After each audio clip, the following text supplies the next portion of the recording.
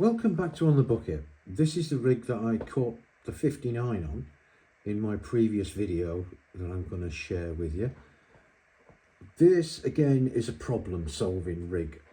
I had a lot of problems to solve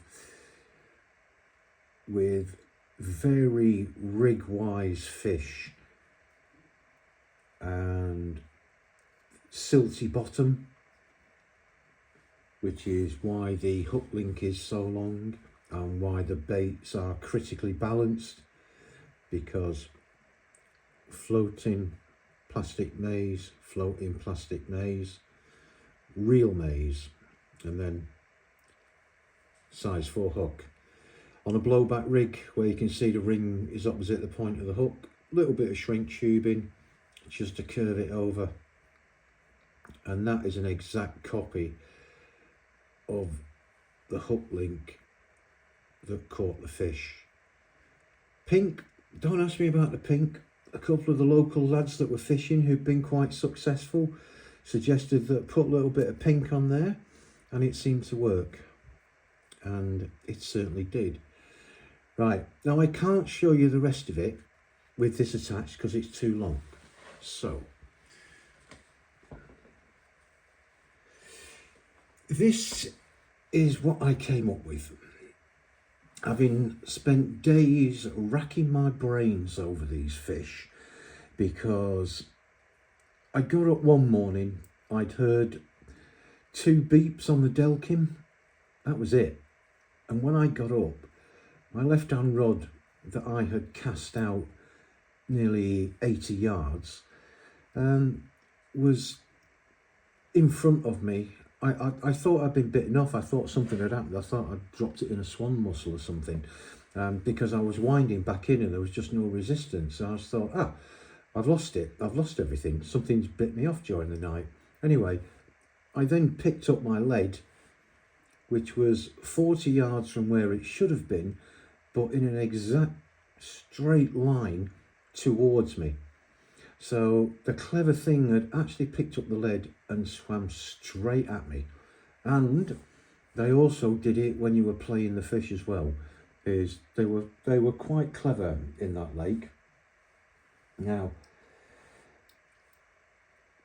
what I was racking my brains about was, I want something that's going to act as resistance to set the hook, but then freedom of line, the benefit of a running lead. And I got to thinking about years ago, there was something called a shocker rig. When bulk rigs first came out, is people put 2 rubber stoppers either side of a lead on the main line, and about 6 inches apart, and that created a shock and the hook going home, and it was called a shocker rig.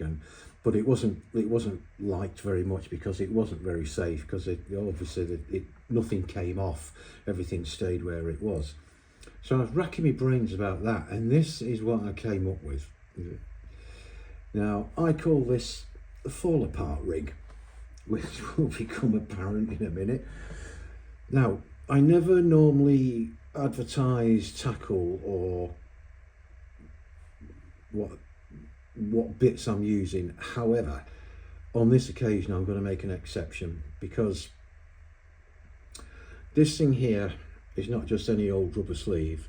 This is an ESP ejector, right, which is designed to drop leads very easily, and sometimes the circumstances warrant that. Right, so as you will see, it has a little cut in it on one side, so that is just very lightly pushed onto a swivel. The rig tubing is very lightly just pushed in to this piece. There's a bead there and a bead there. And what happens is, when it goes out, it will be like that.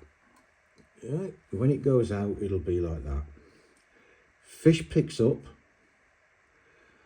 it gets about 8 or 9 inches of freedom, and then dinks the hook, bosh, and it comes out, as you can see, right? It's come out.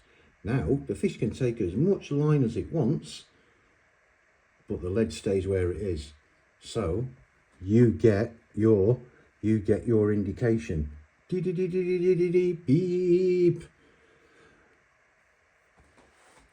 The whole thing is designed to fall apart, basically.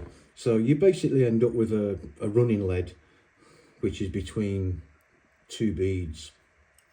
Now, the other thing that I did, and once I put this on, all of a sudden I realised that instead of just getting two beeps and being ignored and nothing happening, what I was getting was, while the initial contact took place, I was getting beep, beep, beep, beep, and the bobbin was going up a few inches, dropping down, going up, dropping down.